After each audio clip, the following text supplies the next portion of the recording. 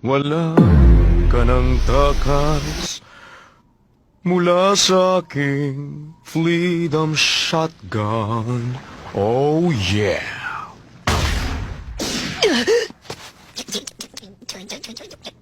Asar talaga! Hindi tumitigil ang pagdurugo. Hindi ordinaryong mga pulgas sa mga to.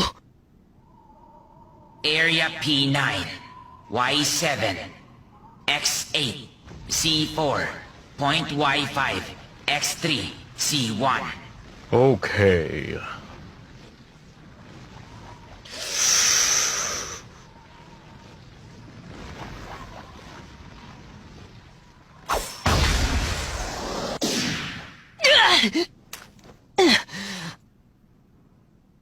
Halatang hindi nila ako gustong patayin agad. Hindi yun ang layunin nila.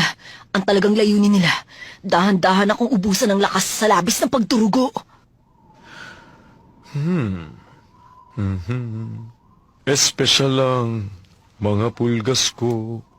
Mas talentado sila. Nakakatulong sila ng 200 meters pa itaas.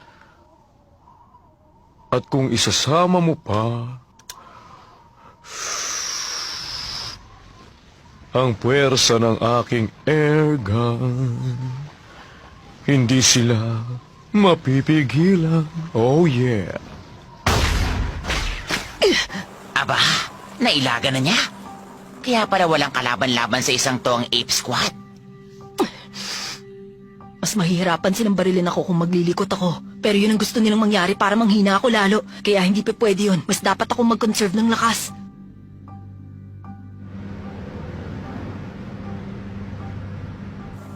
Oy, mukhang may binabalak siya. Baka gagamit na siya ng isang special ability.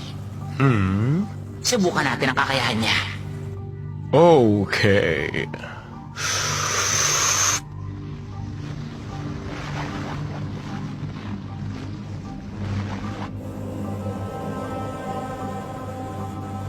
Sa pamamagitan ng aking kapangyarihang Super Eye, nagagawa akong makita ang target mula sa lahat ng anggulo dahil sa mga satellite dragonflies ko. Kahit ano pa ang nagagawa mo, hindi mo matatakasan ang mga mata ko. Sige lang, ipakita mo sa akin.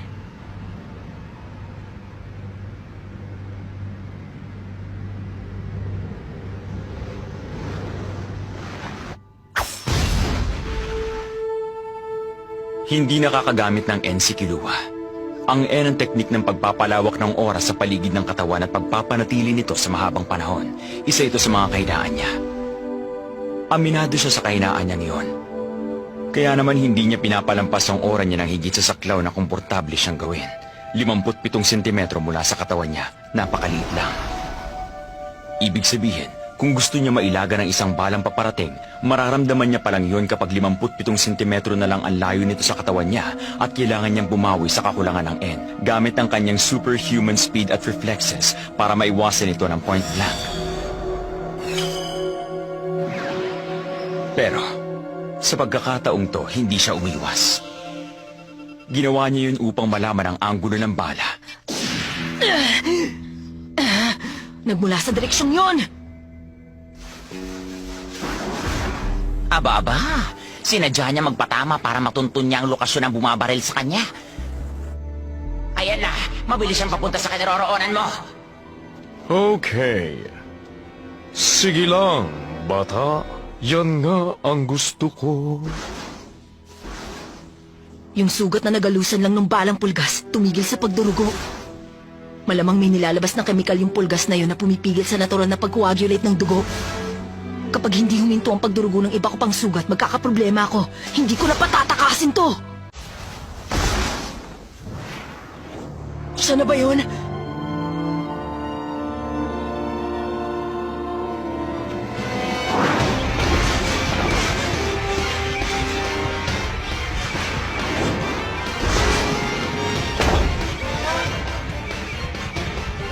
Isa itong patibong.